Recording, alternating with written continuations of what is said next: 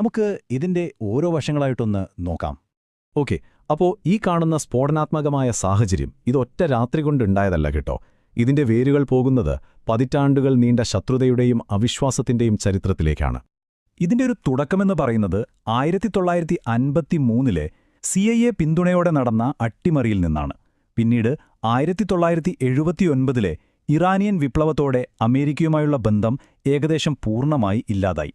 പിന്നെ അടുത്ത കാലത്ത് നടന്ന ആണവ ചർച്ചകളിലെ പരാജയങ്ങളും ചെറിയ ഏറ്റുമുട്ടലുകളുമൊക്കെ ഈ അവിശ്വാസം കൂട്ടുകയല്ലാതെ കുറച്ചില്ല. ഈ ഓരോ സംഭവങ്ങളും ഇന്നത്തെ ഈ വലിയ സംഘർഷത്തിന് കാരണമായി എന്നു പറയാം. അപ്പോൾ ഈ പ്രശ്നങ്ങളുടെയെല്ലാം കാതലെന്താണെന്ന് ചോദിച്ചാൽ പ്രധാനമായും 4 കാര്യങ്ങളുണ്ട്.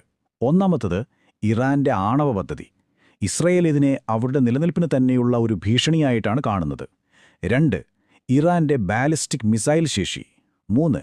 ഇറാൻ മേഖലയിൽ പിന്തുണയ്ക്കുന്ന സായുധ